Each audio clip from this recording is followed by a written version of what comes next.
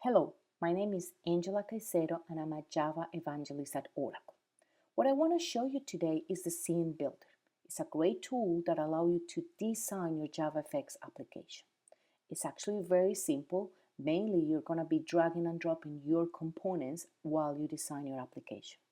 As you build your application, the tool, the Scene Builder, is actually going to generate a FXML file that you can actually hook it up with a controller, with that business logic that is totally separated from your user interface. So this is actually a great tool. It's actually very simple and intuitive. Even somebody that has no knowledge of programming can use this tool. Let me show you before we continue the end result. So this is the application we're trying to build. It's an issue tracking application. You have your project. As you select your projects, it's actually going to show you the issues that I'm having with that particular project. You can select any particular line in your table and the description of the issue is going to be displayed underneath. You can actually create a new issues and just put anything in your description. You can save it and you'll have your new one. You can actually also delete it and the item will be gone. So these sort of interfaces, we're going to create it, and what you can see is resizes is one of the main issues here. It's actually working really nicely. So we're going to see how we can use the tool to define all this information, how the application will resize, how the components are going to be placed, etc. As you delete components, you can actually see the message line here that will display the message and then goes away. So now that we understand what we're trying to build, let's go back to the Scene Builder. So this is the Scene Builder. Let me go through a little bit of the tool itself. So what are the areas? What do we have? So this is the end result, what we're trying to do. You can preview your application at any time. So you can go to the preview menu and show the preview. And this is just a preview of your application. So you can see that differently from the demo I just run. This one doesn't have any data because this is not running. This is just showing the UI interface. Okay, over here, so we have the main menu, we have the library where you can actually see what are the components that you have available for creating your applications. So first you have your controller, your containers, then some controls, you have everything about menus, shapes, etc. Okay, down here you have your hierarchy. This is actually very important for you as a developer. So if you know about JavaFX, you know that all the UI components are placed in a scene graph. So sometimes it gets a little bit confusing to know where the component is placed in that particular scene graph. So this allows you to understand a little bit how the components are placed. For example, let's have a look at this particular label, right? So if you pay attention, that label belongs is actually within an X box, a horizontal box that is at the same time within another bigger box that contains that link, that label plus the text field, and at the same time it's actually part of the anchor panel, the lower anchor panel, then below belong to this vertical split panel that at the same time is within the anchor panel that is part of the split panel. So you can see exactly where your component is located. So it's good for selecting components, it's good for adding components. You're gonna see that you can actually grab anything from your library and either drop it here in the content panel or in your hierarchy. So we're gonna see how this is very useful for you. So you have your content panel, of course. At the top level, you have your selection and message panel. So you can either select your components from here, and if there is any message, it's also gonna be displayed in here. Finally, on the right-hand side, we have the inspector panel. The inspector panel allows you to see information about a particular component.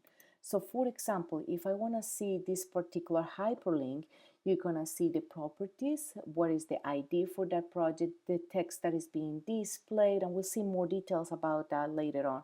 We're using any style sheet for these particular components. You can see the layout, and some events if there is anything associated with that particular component, with that particular element. Okay, so now that you're pretty much familiar with the tool itself, let's start creating a new application. So we're going to start from the scratch. I'm just gonna move the window over here so we'll see what we're building. Just want you to see the whole screen. Okay, pretty good. So when you create a new project, all you have is a container. In this case, the container is an anchor panel. The anchor panel will allow you to add children's, and the children's will be anchored to a particular offset of the anchor panel edges. So first thing, before we go any further, I want to resize the area. I want to have an area that is 800 by 600. So we can go here to the layout and just change the the preferred width and height to be 800 by 600. Okay, pretty good. Now we're going to start adding components. So you can either move through the library, or you can also use the search feature. Let's first just go through the library. I'm just going to create the first split panel. So in this case, we need a horizontal flow. So I'm just going to grab it and drop it. You can see that as I drop it, the area, the container where it's going to be placed is actually highlighted in orange. So let's release it. You can either resize it manually or use the tool to say modify fit to parent, and it's just gonna take the whole space for you. Let me just resize this. Remember, we just need a 3 view in this size. I'm just gonna take, let's say, 25%. You can see that as I drop the new panel, we start populating the hierarchy here. You see that the split panel at the same time contains two panels, the left one and the right one. And that's how we're going to start adding more stuff into it. Now, we'll like to add a second split panel in this area, in this anchor panel over here. In this case, we want to have a vertical flow. So we're going to take this split panel with a vertical flow. In the previous panel, we added here into the container, into the UI. What I want to do it is now place it into the hierarchy. You can either add it here or to the hierarchy. So I'm going to show you that second option. So I'm just going to move it so I can show you something over here. Okay, so the split panel, as I move into the hierarchy, you see that the containers where you can possibly drop the object is actually highlighted. I want to actually drop it here into the second anchor panel, the anchor panel that is actually to the right-hand side. Okay, drop it, and there we have it. Again, I'm gonna use modify fit to parent, so it will take the whole space, and again resize a little bit, and let's make this 30%. Okay, pretty good. Now what I want to do is I want to save it. For this particular exercise, we already created the controller class, Java class, for this UI interface. So there is already a NetBeans project that has been created. And the only thing the NetBeans project is actually waiting is for this FXML file to be created. So I'm going to save it, and I'm going to place this file into that project directly. So we're gonna save as, and then into Angela, there should be a scene builder, and there is a NetBeans project into the sources, and then we have the space here. We're gonna call it exactly the same, issue tracking light. This is the name of the NetBeans project. The extension will be added by default. Okay, now we have issue tracking live.fxml file. Okay, so moving on. So we have now the split and two anchor panels. Okay, I want to name some, I want to provide with some information to these elements here. So the idea is when you provide with an ID for an element over here, what we're doing is actually creating a variable in the document namespace. So now later on we can refer to that variable inside the code, but we need to make sure we remember the names that we use over here. So for example, for this second panel here, we can actually set the properties, and in the properties there is the FX ID. This is the one we have to remember. For this second anchor panel, we're gonna call it details. Okay, pretty good. Now what I want to add is I want to start populating a little bit with some components. So let me go back here. Remember, we need a tree view over here and a table view over here. So moving back to the library, remember you can also use the search functionality to look for your components. So as I start typing tree, you can see that the tree view is actually selected. I can just drag it and drop it. Modify, so I pick the parent. Very good. Now we need also a table, so you start typing and the table view is also in the list. You drag it and drop it and also modify to fit the parent. Okay, pretty good. Now we need some names for both of those. So the tree view, we're gonna provide it with a name tree, and for the table view, we're gonna call it table. Very simple. So remember, these are the ones you're going to use in your Java code to refer to these elements that we created over here. Okay, so we're moving on to this anchor panel over here. We're going to use some hyperlinks and some labels. So first, let's look for the hyperlink. See the guidelines that you have when you drop your components. So it's very easy to align components. So then we need a label. We grab it. We drop it over here, and then we need another hyperlink. Again, we drag it and we drop it over here with the help of the guidelines. Okay, pretty good. Now I need to start modifying these components on properties like the text to be displayed and the ID to be used in the Java code. So you can either select the component here, you can either select the component over here, and you can change the information over here, or you can double click and it will automatically allow you to change the information. So for example, for this label, we updated the text. We do not need an ID because we're not really gonna have any control for this label on the code. So we're gonna leave it blank. For the first hyperlink, the ID that we're gonna use is gonna be project. Okay. And the text to be displayed, also project. For the second one, the ID is going to be debug ID,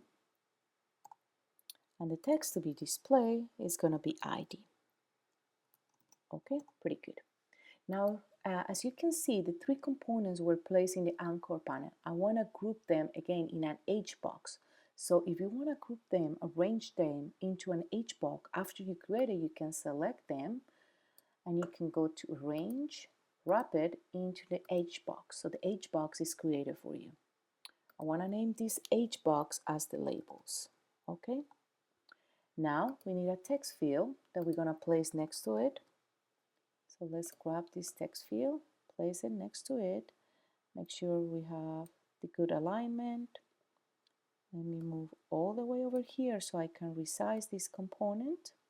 So it actually takes pretty much the whole space left. For the text to be displayed, I don't want to be anything. And for the ID that I want to use for this one is synopsis. And then let's display also synopsis. Okay, pretty good. Now what I want to do is, again, I'm going to group these things together. So I want to group this text field with the labels that previously created, arrange, wrap it into an Hbox. Okay, pretty good. This Hbox is going to be called title line. Okay, now over here, you can actually see how well this hierarchy works. So you can see your anchor panel that has an Hbox. Within that Hbox, you have a second Hbox that has just the label, and this previous Hbox has the Hbox with the label plus the text field. So it's actually very easy to understand and to navigate through your components. Pretty good. Now we're going to add a label and a text area. So let's search for the labels. Label. We're gonna just drop it underneath. And we're gonna also use a text area. I'm just going to drop it underneath the label. Resize it. And before we finish, again, we're going to change the ID for this. For the text area, we're going to use description value. Okay. And for the text area, I actually do not want to display anything. For the label, so what we want to do is there is not really required any ID.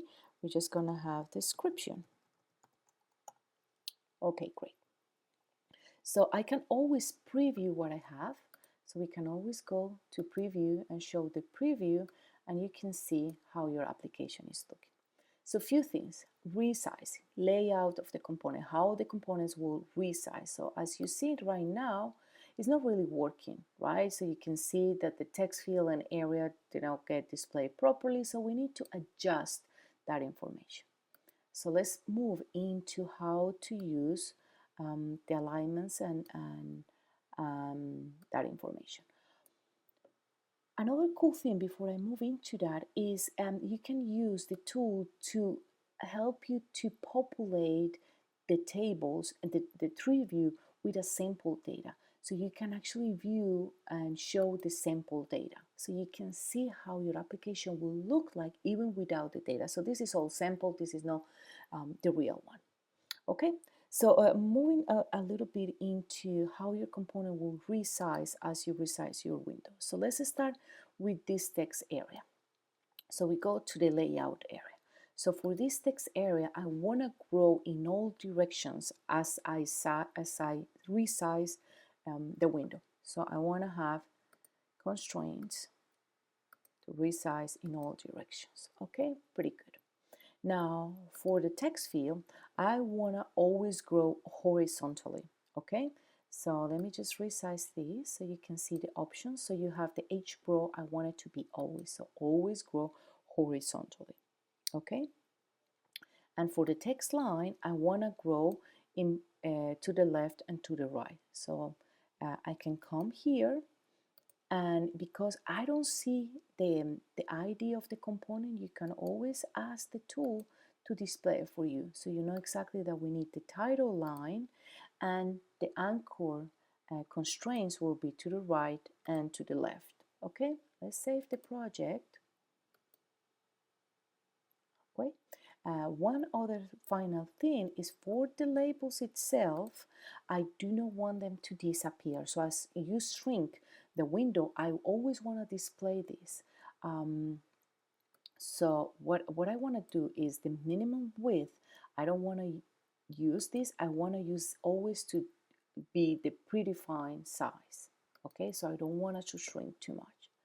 Let's preview it again, and hopefully when we resize the window, you can see that the text and the fill, okay, the labels are not showing, and it's because I didn't actually say enter, didn't actually have it defined. Let's do one more time, okay. And now when I resize, you can see that project ID is always there, and the text field and the text area are actually growing properly. Okay, now we are going to make some space on the top because we want to add some buttons at the top and some images and stuff like that. So I want to shrink a little bit the first split panel that we added. So it's very easy to select it from here. So I know exactly that I'm going to be shrinking the right component. So I'm making some space in the top. Pretty good. What I'm going to do, I'm going to import an image. So I'm going to import, and I should have the image here, the PNG, perfect. Okay, now to make sure I'm placing it correctly, I can drop it in here. You can always just shrink the information, hide the information that you have. And you can see that the image was actually placed in the artcore panel. So it was actually placed in the proper place. So you have it, you don't have it inside the split panel, you just have it in the root panel. Very good. I think it's pretty good located. Now to the right hand side, I want to place some buttons. So let's look for some buttons. Okay, so I'm going to place 3 of them. So let's start with the first one. Just making sure it's actually properly aligned. Okay, first one.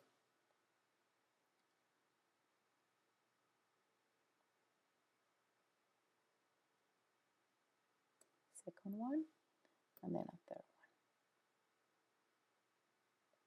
one. Okay. Now, some information for this one. So the first one is going to be, so let's change some properties.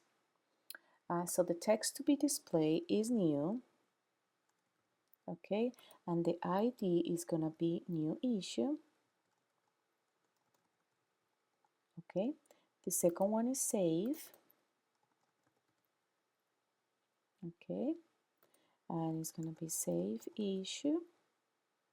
Okay, and the third one is going to be delete, and the ID is delete issue. Okay, pretty good. Now I want again to put them together into an Hbox, so we already know how to do that. We select, we say arrange, wrap it into an Hbox, and then we have it. We want to have more spacing between the buttons, so I want to actually modify the spacing to be 15, and then there you have it. And we need to also play a little bit with the layout. So for this one, I want them to have the grow to the top and left hand side. Okay, pretty good. Let me just move it a little bit to the left. Now what we want to do is we want to associate events. What is going to happen whenever you click the new, save, or delete button. So let's select first the new, and we can go here to the events. In the events on action, this is the method that will be invoked when this button, new button, is going to be clicked. So we want to, this is actually going to be the method that the controller is going to invoke. The way you put it is use the number and you say new. In this case, we're going to call the method new issue fire. Okay, for the save, it's going to be save issue fire. Okay, and for the delete, it's going to be delete issue fire. Okay, and the last thing, remember, whenever we delete, there was a little message that appeared here for a small period of time. So let's add that label. So we're gonna grab this label, drop it in here. Let's just make it bigger. And in the layouts, in the properties, we don't want to display anything unless there is a message coming. And we're gonna call it message bar. Okay. So this is your application. Let's try to preview it one more time. Okay, good. And if everything is correct, you can resize it properly. There is no issues with that. And some sample data being displayed. Okay, pretty well. The last piece for this particular demo is how to add the style sheet information. So we go to the anchor panel. We want to decide the style sheet for the whole application. So if we go here, we can see in the properties you have the style sheet area. So we can add a new style sheet, and we already predefined one style sheet. So let me open that one, and then we can start using it. For example, let's start with the text field, okay, with the text area. And here with the text area, you can see the style class that we're going to use. So we're going to add some style class. In this case is description value. Okay, if you want to see in any moment how does the style sheet look like, you can always open the edit. It will actually open up a browser and display for you. Okay, pretty good. So this is actually what you have. This is the style sheet that we're actually using. Pretty simple. We have description value with the some background color. We have something for the tree with the background color is black, and we also have a little bit for the buttons where we have the buttons to be a little bit rounded. Okay, So let's go back here. So let's move into the tree, for example. Select the tree, and the style class is going to be the black tree. And for the bottoms, for each of them, we're gonna change the style class to be the rounded bottom, and you can see how they change in shape. Rounded bottom, and also the last one, rounded bottom. Okay, pretty good. One more last preview, and then we're done. This is your application using your style sheets, everything working properly. So now, finally, we're gonna save it again to make sure we have all the changes. So let's move to NetBeans. In this case, I'm going to use 7.1.1. So what I want to do, so we created the FXML file, we place it into a project in NetBeans. What we're going to do is we're going to open that project and have a look. So in this case, we put it into Angela, Scene Builder, and Track Issue Light. Okay. So if we expand it, this is actually what we created. We have it should be very familiar for you. You have the anchor panel, then a split panel with two anchor panel, your tree view, the IDs that you provide for your view, etc. So if you're a developer, you can either create this FXML file manually by hand, or you can create the tool that will generate this actually pretty clean code. And then you're going to have your controller in Java that I'm not going into many details. That would be actually good for a second video. But what we're going to do is in your controller, you have access to your FXML elements using the particular name that you just created. Okay? So what we're going to do is we're going to run it.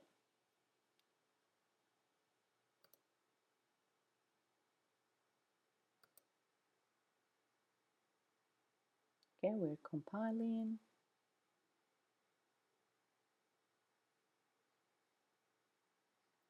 And then we have your application app and running. So this is what we created. In this case, we don't have the sample data. We have the project information. As you select, the right-hand side is actually being updated. You can select a new one and you'll have more description. You can create a new one, a new bug, and you can actually add the information. In this case, say testing. You're gonna save it. And as you save it or delete it, you have the label being displayed here. So for example, you delete, you see issue is being deleted, and everything hopefully is being resized properly as we defined, and everything seems to be in place. So congratulations, you have created your very first JavaFX application using the Scene Builder. Thank you so much.